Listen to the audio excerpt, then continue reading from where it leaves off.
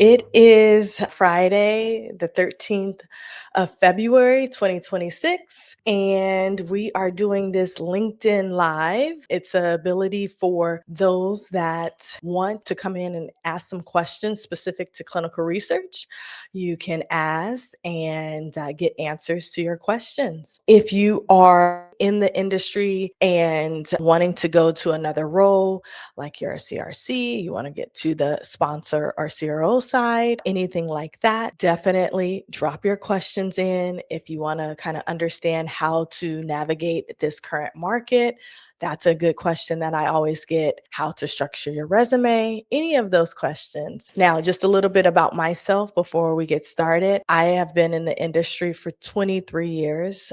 This year will make my 23rd year. I have been on the site side. So I started as a study coordinator. I did that for about 4 years. Afterwards, then I moved to the CRA space. After that, I wanted to get off the road because traveling became a little bit much. So then I moved into the lead CRA space and then eventually CTM/PM. So I've worked on the site, sponsor, and CRO side over the 23 years. And the last 14 years, well, actually 15 years, I have been in the CTM/PM space.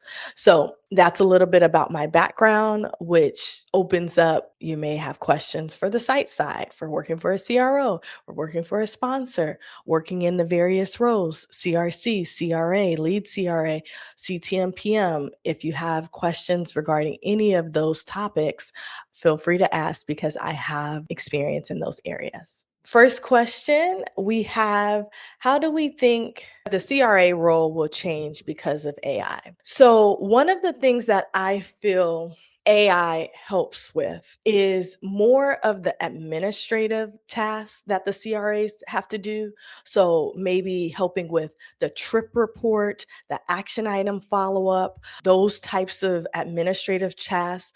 Also, if you have to, schedule a monitoring visit and you need to do your travel, if you're going to group your visits to say you're going to visit all of your sites in Utah, or you're going to go from Utah to Nevada, AI could come into that play and really help streamline the travel aspect and the logistics. So there are aspects of the CRA role that AI can help, but we cannot get away from that 100% SDV that is so needed. AI can't do all of that for the CRAs. So there will still be the need for traveling CRAs to go on site, look at the records, see what's going on, put eyes on the investigational product, make sure that things are going as they should, provide training, retraining, help with troubleshooting. The CRA role is still needed, even with AI.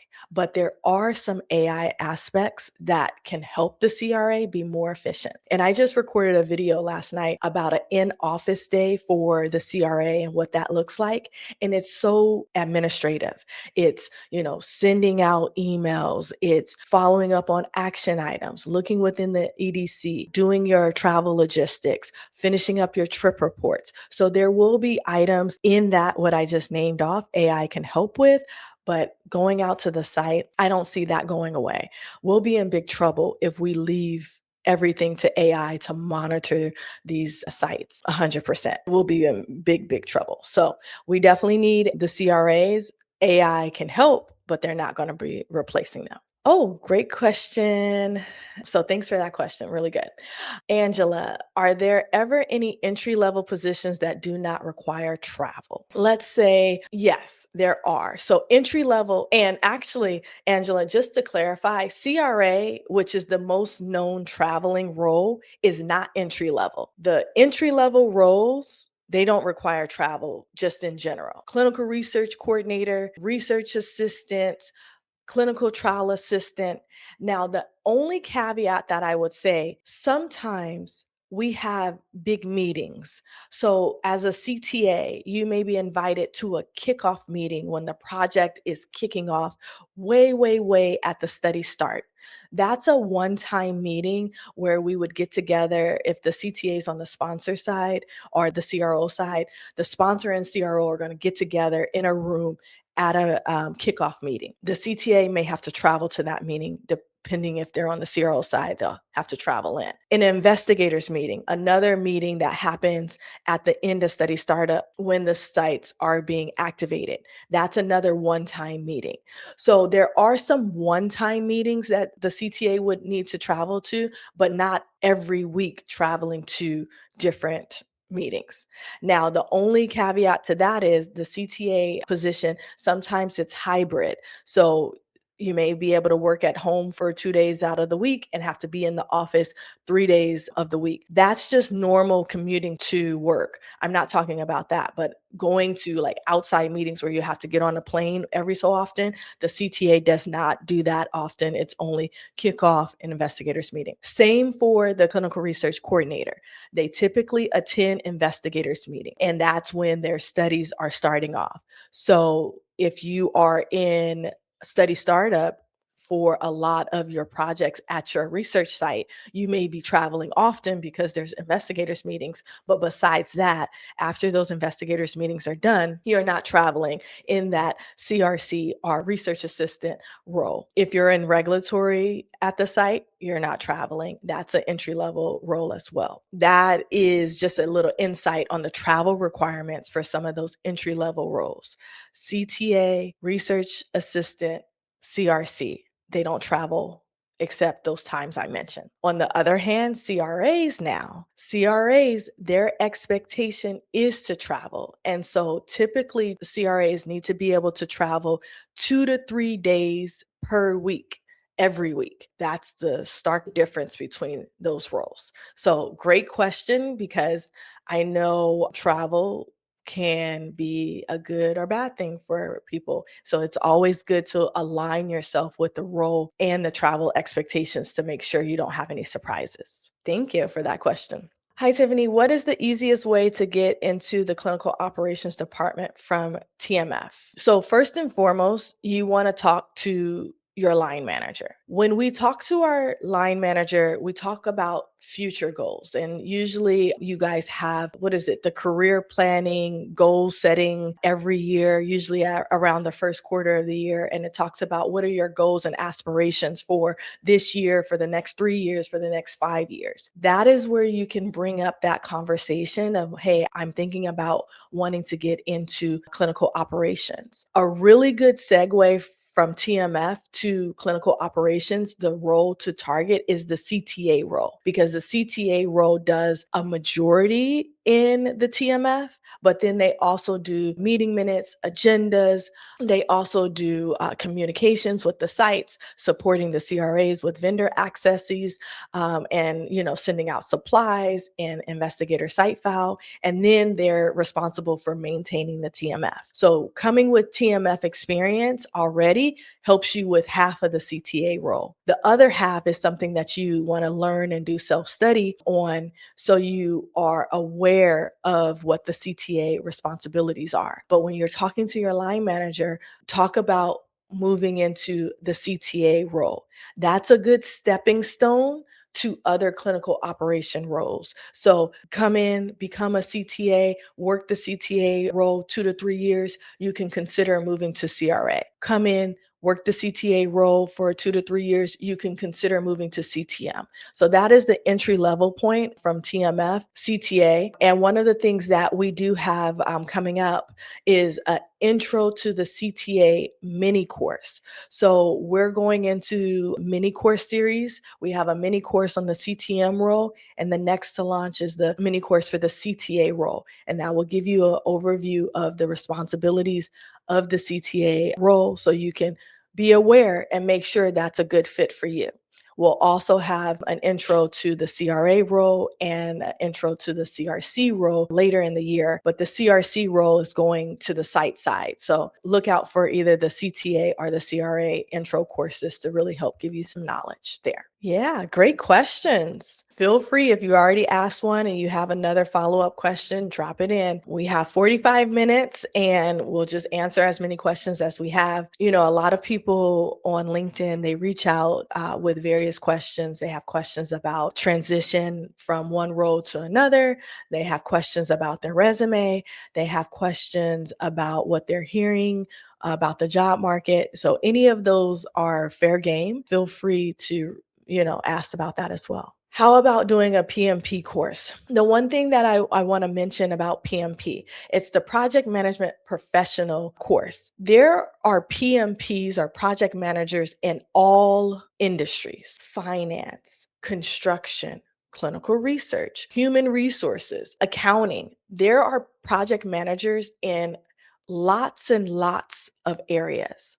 Now, those PMP courses will teach you how to be a project manager in general. So, how to manage people, how to manage timelines, how to manage budgets. However, the biggest caveat that I want to let you guys know is it does not teach you how to be a project manager in clinical research. Yes, a part of being a project manager in clinical research is people management, budget management, timeline. But there are nuances that you need to know. How can bringing on central IRBs versus local IRB sites factor into your timelines? That's a stark difference. Those PMP courses don't go into the nuances and how to make decisions and lead in the aspect of clinical research trials. And that is where you can fall short. So what I do see is a lot of people will take the PMP certificate, take the course, but then they cannot get a CTM, a clinical trial manager, or a project manager job. And the reason being is they still don't know enough details about what it takes to plan an investigators meeting as a CTM in clinical research, or what does it mean to reach the first patient in goal? What are all the steps that need to happen in study startup? And so a PMP course alone is not going to help you get a job as a CTM or a PM. And so I want to make sure that you understand that. One of the things that I would say is a PMP certificate is good once you have the role and if you want to level up your skills, but that alone won't help you, because once you start going through the interview and they start drilling into, tell me about a scenario when you had to deal with a difficult site that threatened to stop enrolling for the study, then it's like your PMP course didn't prepare you for scenarios specific to clinical research. If you do want in-depth training on the clinical trial manager role, which is also at some companies called the project manager role or the study manager role, you can come and train with me, because we have at ClinEssentials a comprehensive CTM course. Probably what you're thinking you're getting with the PMP, but this one is comprehensive. We take you from study startup all the way through study closeout, and we go through all of the CTM responsibilities and make sure you understand why you're going to be responsible for this, how to execute on this, etc. We take it from study startup through study closeout. And that's the course that's going to help you answer interview questions confidently when they ask you, how do you plan an investigators meeting? Because you have the knowledge on how to do it within the clinical trial space. So great question, because I know a lot of people, when they're looking to advance within the industry, they start adding courses, they start doing things. But I always say, let's take a step back. What's your ultimate goal? And is that the right path for you to choose? Because it may or may not. Great question there. How long would you say it's wise to stay in particular position before thinking about advancing? CRC up to CRA or CRA up to CTM? Great question. One of the things that we need to think about is we definitely don't want to stay in roles longer than we have to. When I was a CRC, I stayed for 4 years as a CRC. In hindsight, Maybe I could have done 2 years or 3 years before progressing to a CRA, but I was also going to school full time. So it worked because I got to work and get experience there and also go to school. So it worked for me for my scenario. Now, sometimes you don't have to stay as long as you think you do. The best way to understand and to kind of gauge is look at the next role that you're interested in. So if you're interested in the CRA role or you're interested in the CTM role, go to that job description, scroll down, and where it says requirements, you need to have a bachelor's degree. You need to have 3 years of experience in clinical research. You need to have 3 years experience as a CRC. Whatever that you need to have, 3 years as a CRC, as an equivalent role, as a CTM, look at that. That is going to be the first indication of how long you need to be in a particular role before advancing. Now, do know that was one role you looked at. I want you to compare that one job description of the role you want to advance to. So if you want to go to the CRA role, I want you, okay, that was one CRA role. I want you to look at 10 CRA roles. Get what each of them are saying. There's going to be a running trend. Okay, you got to have a bachelor's degree. Okay, I have to have at least, they're going to say 3 years, 4 years. Usually it's about 3 to 4 years from a CRC to a CRA, but sometimes they will say something different. So you want to look at the average across all of those 10 roles. See, if you only look at one role, then you're like, oh, okay, well, this role says 5 years, but that may not be what the other companies say. So once you look at 10 roles across the board, then you can say, all right, okay, on average, I'm seeing about 3 to 4 years they want me to be in clinical research before coming into the CRA role. So that's one thing. Understanding what the norm is, the going rate or is the number of years. But also, I want you to be networking throughout this time because it's really important that you're networking because you may run into a CRC or a CTM at a smaller sponsor or biotech company and they said actually I only needed 2 years. And so networking is important because A, they may give you new information, or B, they may even say, hey, you qualify already and we've known each other for a couple years. Let me put in a good word for you and let me take your resume in and talk to the manager and see if we can bring you in sooner. So just because it says one thing, yes, that's a good checklist, but more importantly, you should be networking because it could happen sooner. If it does happen sooner, that's okay, but you have to make sure that in the background, you are leveling up on your own. You are saying, I am ready to step into that CRA role, or I'm ready to step into the CTM role. And here is what I'm bringing. Don't go in thinking that they're going to train you and mentor you and show you each intricate part. If they're going to take a chance on you to bring you in early, they see something in you. They see that go-getter, they see that you're very responsive, you're proactive, etc. Also be proactive with the knowledge for that next role as well. So they don't have to train you and teach you everything. Maybe a few things they tell you, but they're not having to tell you every single thing about that role because that's going to make their taking a chance on you worthwhile because they're like, okay, well, she only had 2 years, but she knows everything. So this is okay with me. So if you are wanting to shave that off and are able to shave that off by networking, you got to make sure that you're doing that self-study. There's so many little courses, mini courses, things that you can take to level up if you're wanting to be a CRA, if you're wanting to be a CTM, that is going to set you apart and open up doors that you don't even realize will, because you may only have one conversation. They may only ask you 2 or 3 questions and you have to hit it out the park on those 2 or 3 questions for them to even consider moving you forward. Great question.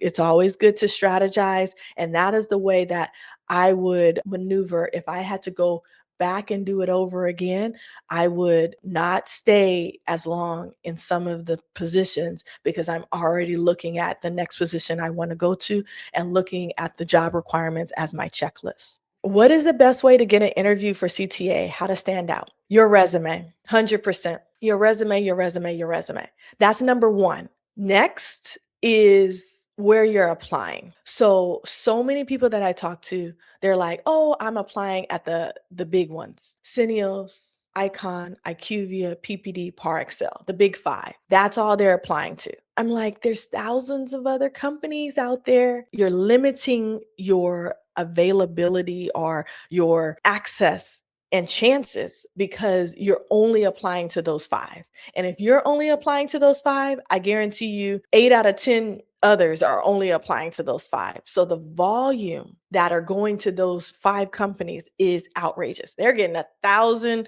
resumes come across for one CTA role. It's also where you're looking. That's another part of it. So it's your resume, it's where you're looking. It's also if you are, I'm just going to stop there. Let's talk about resume. Resume is so important because your resume has to stand by itself. They're not going to be able to talk to you. They're just going to get your resume. Here's some numbers. Here's some stats. These are real numbers, real stats. 46 candidates submitted to a client for consideration. 6 of those 46 were shortlisted. Only 2 were called for an interview. Why did those 2 or how did those 2 stand out when 46 candidates were submitted? No one got to speak to the potential employer. What was it? It was their resume. So your resume has to be top notch in order to get through the crowd. Now, top notch, you may say, well, how can that be? What can I do? Your resume format. So important. We have a clinical research job search guide that goes through, it has a resume template and then how to format your resume for clinical research. That is one of the best investments that you can make when you are looking to format your resume and be seen in a crowd. The reason being, it starts your resume with professional summary. Who are you? And what can you bring to this role? That is key when potential employers are looking through multiple resumes. A lot of times they do their name, where they're located, their contact information, and then they say education. Okay, well, that's kind of a given in our industry right now that you're going to have at least some type of degree, a bachelor's degree, you may have a master's degree, you may have a PhD, you may be a medical doctor. That's kind of a given in our industry. To go from here's my name, here's my contact information, here's my education, you're doing yourself a disservice in the sense of you're wasting an opportunity to really tell them about yourself up front by putting education up there. What you should do instead is do a professional summary. My professional summary at the top of my resume, right after my name, it talks about I'm a clinical research professional with over 20 years experience across the following roles: clinical research coordinator, CRA, unblinded CRA, lead CRA, CTM, and project manager. I have experience on phase 1 through 4 studies across the following indications, and my background includes process improvement, vendor oversight, CRA oversight, investigator meeting planning, source document creation, SOP creation. I go into some of the details that I have. Then I also say that I have global experience and experience from study startup to study closeout. Now, if you were a potential employer, let's just look at it practically. If you are a potential employer and you have 2 resumes, one that has a professional summary that gives an overview, like I said, and one that just says education, which one are you going to be more intrigued to read more on? The one that has already outlined the professional summary, because you're fishing them in, you're hooking them and you're rolling them in.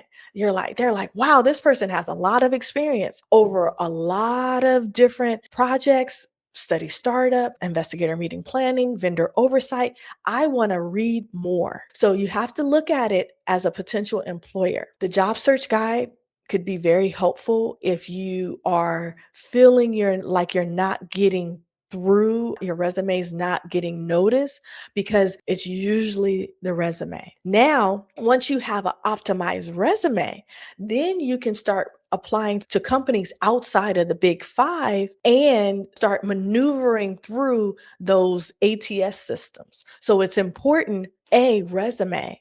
Got to optimize that resume.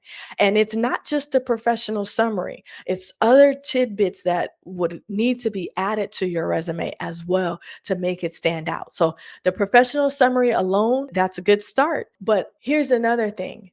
When you're applying to certain roles, you have to pull out and put in your professional summary things that resonate with a hiring manager for the CTA role. For instance, a CTA does meeting minutes, agendas, cross collaboration with multiple departments, good communication, filing, TMF filing. They also do QCs. They do vendor accesses, vendor management. These are things that you want to be highlighting from your past background up front in that professional summary. So when they say we're looking for a CTA, that's what they're going to be looking for, someone who has experience doing that.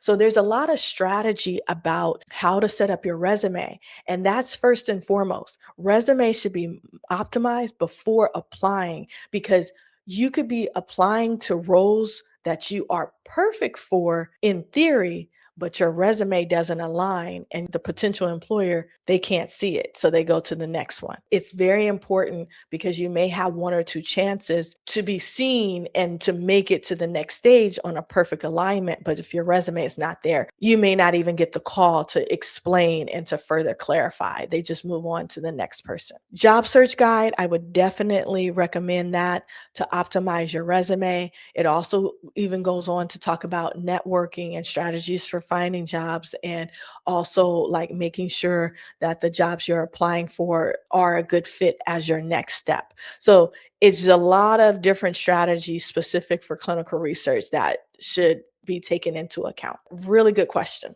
Could you help me explaining how to enter the field as the majority asking for 1 year experience, even for entry roles?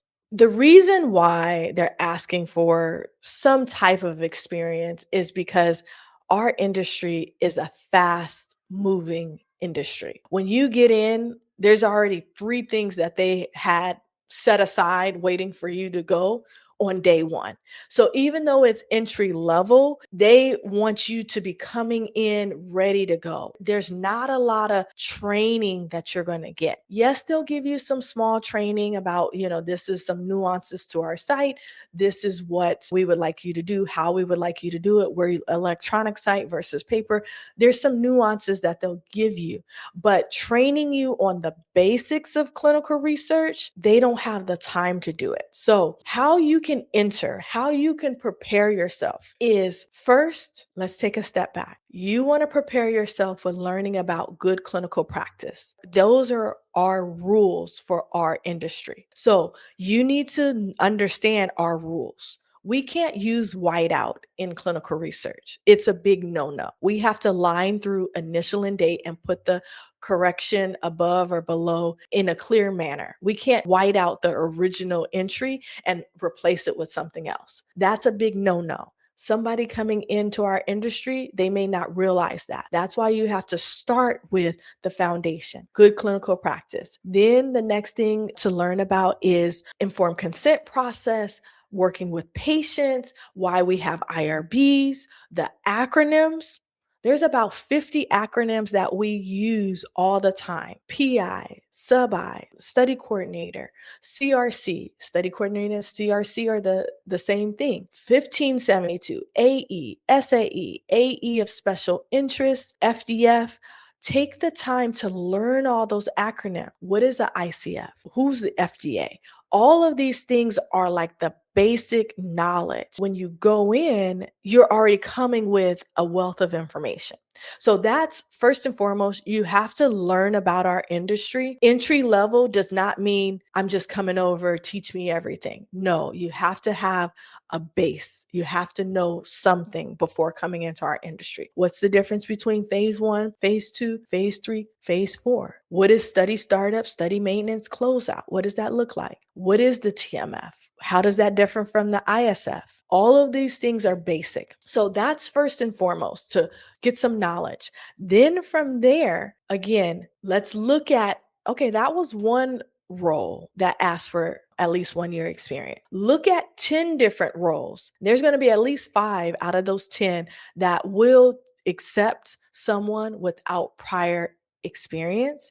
However, they will be quizzing you in a sense during the interview. So when you go up, maybe it's a role that says we are looking for someone that has a high school diploma and looking to transition, hard worker, good communication, able to work in a fast-paced environment. That's all the job requirement says in the requirement section. It does list out what you'll be responsible for, but in the requirement section, it doesn't say you need to have 1 year prior experience. The way to set you apart from somebody else going for that same role is to have the knowledge. Because if you have a high school diploma, they have a high school diploma, you have the knowledge, they don't even know what an ICF is, you're going to stand out. You have to look within those roles that will accept those without previous experience, but you have to do yourself a favor and have that self-study and set yourself apart. You can't just go in with no knowledge and think you're still going to get through, because there's so many people in the market that wants to be in here and they're doing the self-study. You got to set yourself apart. So that would be the way to get in there. Another way is to intern, volunteer at a site, volunteer for 5 hours a week, 10 hours a week, 3 months, so they can learn your working style and you can understand if this is a right role for me. During that internship, ask them at the end of this internship, at the end of this 3 months, will there be opportunity for me to transition into a permanent role?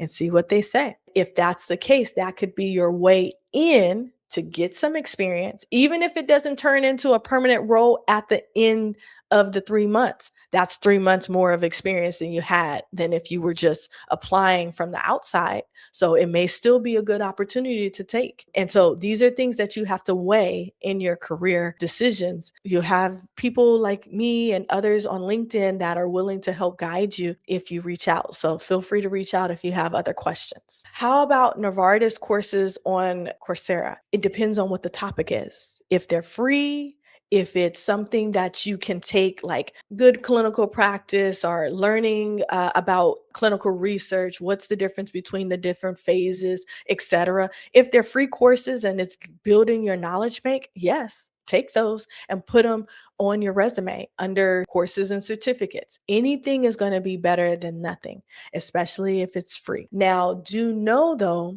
free is free. It's all only up to a certain point. So if you're looking for like mentorship and the in-depth step by step, you're not going to get that in free. Free is going to be overview. And sometimes you need, in order to really understand a concept, you really need that in-depth. And so those may be paid. But if there are free courses where you can get just a base level, definitely take those and add those to your resume. How I can enter into AI in clinical operations management and BD. You want to bring AI into clinical operations management and BD? Okay, I'm going to answer it based off of that. It depends on the company. 100%. It depends on the company. Some companies are adapting to AI, other companies are not adapting to AI. With that being said, you just have to know that if you're wanting to bring a new tool, an AI tool into clinical operations, management, and BD, you want to focus on the companies that are open to AI. I think our industry is pretty divided in the sense of, and when I say companies, I'm talking about CROs and sponsors. And it's more so sponsors. Sponsors, they're protecting their intellectual property. AI is still so new. We don't know where our information is going. Some sponsors are like, I'm not sure about AI because I'm not sure about our new novel weight loss drug that you can lose 10 pounds in 2 weeks. I don't know if we want to just put our key information on our novel drug into this AI system. Other companies that may have a drug that has been around for a while, like aspirin or, metformin, they may not be so tight knit on their information. It depends on the company. It's not going to be AI can go for all sponsors across the board, because every sponsor is at a different stage with their product, and every sponsor has a different level of cautiousness. So that would be my suggestion. Is it's possible, but you have to target a company that is open to the AI conversations and embedding AI within their systems. So if you're interested in these roles, go to the companies that are heavy on the AI. They have AI embedded. And then look on their website for careers that may be in, it's probably going to be in their IT space. Now, if you're trying to get into clinical operations and BD and management, that's a little bit different. So you may have to take a look at the job responsibilities for BD and project management, and you got to align yourself where you're going, because you're in a lot of broad categories, and you could waste time going down the wrong route if you're not aligned and clear on where you want to go. So let's take a step back, and before we start doing too much, let's get clear on where you want to go. What is your ultimate career goal? And if you're not sure, you may want to look at some job descriptions on like IQVIA website or even Merck, and look at what these roles are responsible for. And if you're saying, oh, yeah, I like this as a PM, I like what they're doing, then that's where you should say, okay, here's my target. Now let me take a step back. How do I get to my target? Because AI is not necessarily in those roles that you said. And so I think if we don't get clear, you could be going down a wrong route. Just like how I was like trying to figure out how to answer you there. We got to get clear first, and then we can start making a plan. If you have further questions, reach out to me on LinkedIn, and then we can figure out what the plan will be and what role you want to go to. And you have to work backwards from your ideal role. I'm currently preparing for the ACRP Clinical Professional Certificate this spring and hoping to return to clinical research. Based on your experience, do you think the ACRP Clinical Professional is enough to grow in the field, or would you recommend an additional certificate or master's as well? Okay. Same. Let's take a step back. What is our goal? What is our ultimate goal? And what's our intermediate goal? The reason why I say that, go back to the job description for your ultimate goal. What's the requirement? So let's just say your ultimate goal is a CTM. Go to the CTM role, look at the requirement. Do they require a master's? Look at 10 of the CTM job descriptions. Consistently, do they require a master's? No, they don't. I got my master's in clinical research. I kind of jumped out there and ran and got it. Did I need it? I don't know. My experience is outshining my master's because I have a lot of experience. I don't want us to be too hasty and run out there and get these extra things. We want to make sure we're getting what we need for the role. Go and look at your ultimate career goal. Go and look at your intermediate career goal. What is it saying that you need? Then use that as your checklist. Most times it's the experience that you need. ACRP CP certificate, sometimes they require or they say they want an ACRP certificate, more so for like the CRA role, but it's not a requirement. Out of 10 jobs, maybe 3 may require it or say it's preferred or recommended, but it's not a job requirement. Let's take a look at what you want to go into in the interim and long term and see how to strategically, we got to be strategic, get there. It may not be certificates or masters and different things like that, unless it is a certificate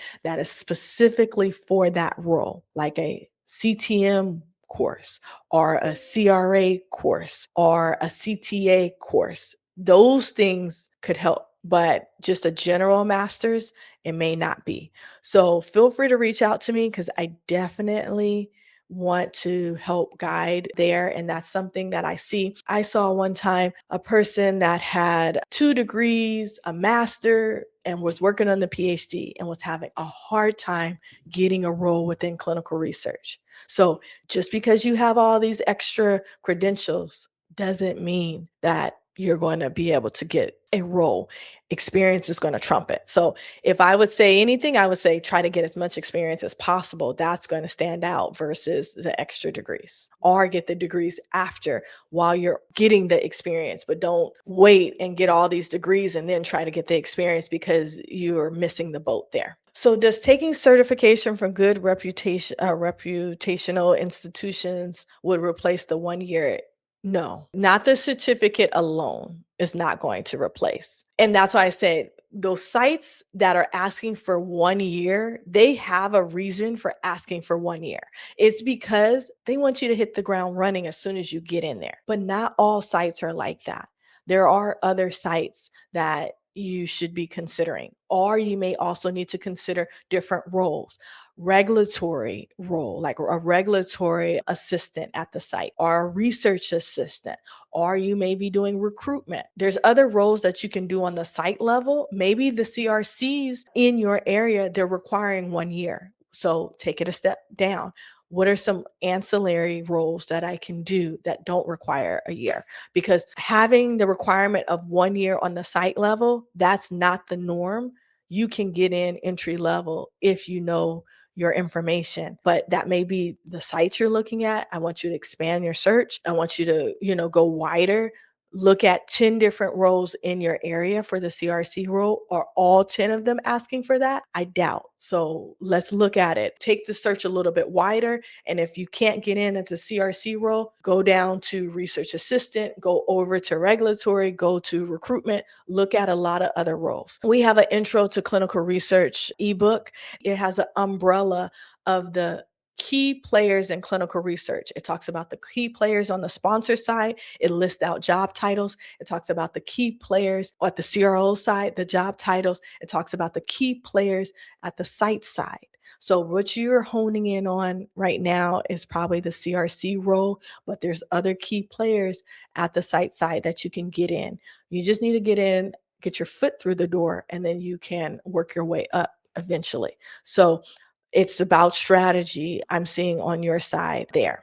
I have a master's in clinical research with bachelor's in pharmacy. I have over 8 months of internship as a CRC and working as R&D intern. Still finding it difficult to enter into career as CRC. I had NIDA certificates and city program certificates too.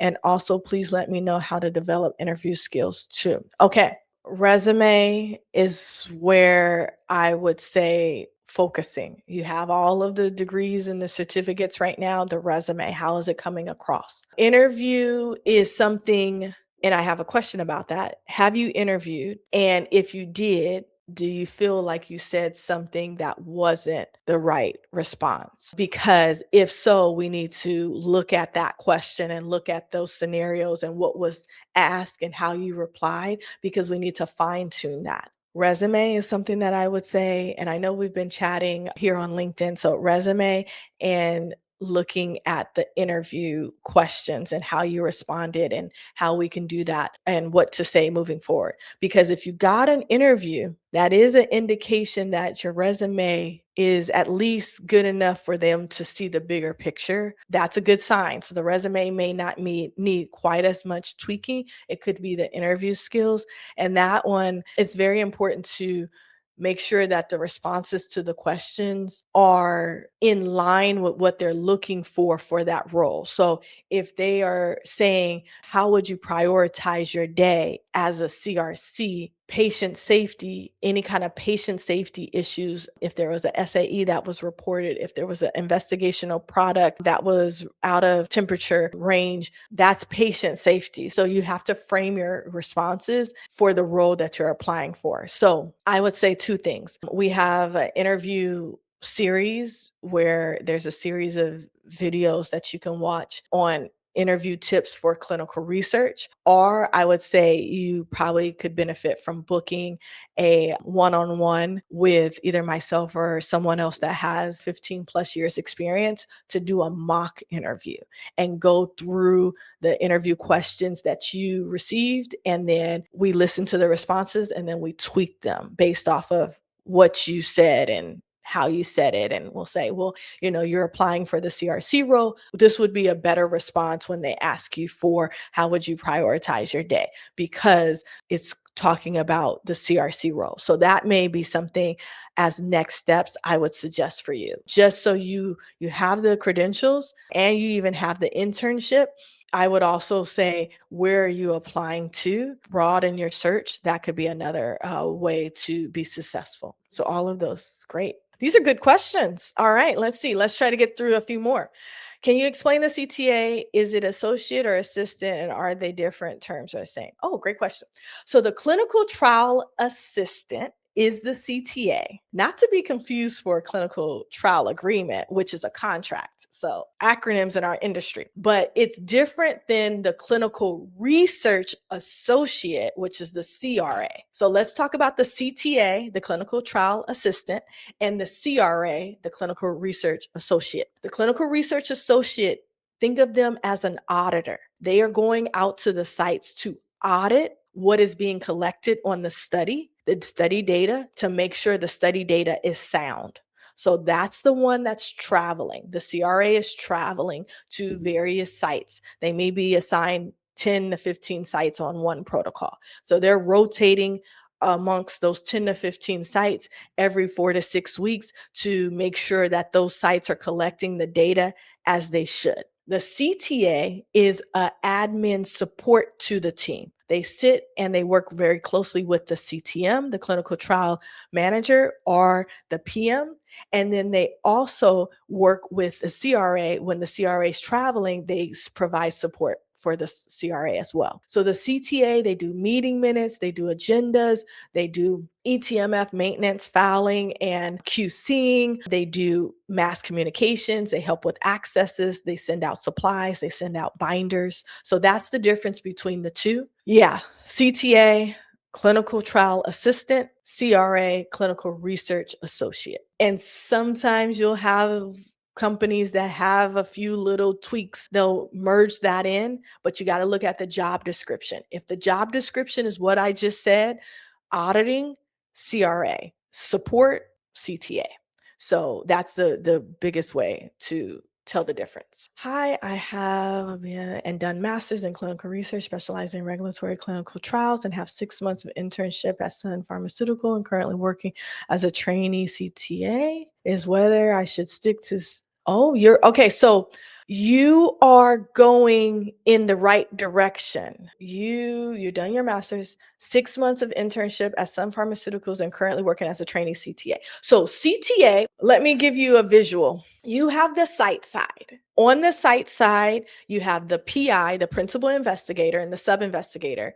So those are the doctors. And then alongside the doctors are the clinical research coordinators, the CRCs. The doctor and the coordinator, they're working with the patients in the clinic, administrating the drug, collecting the data, the EKGs, the diaries, collecting blood, urine, all of the things. So the CRC is on the site level. The CRC, they're in the clinic, they're seeing patients. That's, if you had to just do it very quickly, what does the CRC do? You're in the clinic, you're seeing patients. Now the CTA, you are on the sponsor and CRO side. There's CTAs on the sponsor side, there's CTAs on the CRO side. So you're there and you are helping with all of the admin to make the entire study run. So not just at the site where that one doctor and study coordinator was, but there could be 50 of those sites. So 50 different doctors, 50 study coordinators. So you're the CTA helping make that whole entire study run. My question to you is, what is your ultimate career goal? Is your ultimate career goal to be on the sponsor and CRO side? Or do you prefer the site side, working with the patients? At the site side, depending on who you ask, they could say there's a ceiling at the site. There's only so far you can go at the site side. But once you get to the sponsor and CRO side, there's many different directions. So you have to ask yourself, do you want to work in the clinic with the patients and potentially reach a ceiling to what you can do after a few years? Because typically you could go from CRC to lead CRC. You may be a study manager on the site level, but that's just managing the site. Then you can be a clinic director. And then you can go into maybe business development to help bring in new studies to that site. But after that, that's about all that you could do on the site level. Where if you go to the sponsor or CRO side, you can go into regulatory, DM, ETMF, CTM, PM, associate director, director of clinical operations. There's so many more opportunities. So you have to ask yourself where you want to be. And then based off of that, you can make that decision. But if you have further questions, let me know and I'll be happy to help. All right. And that was perfect. That was the last question.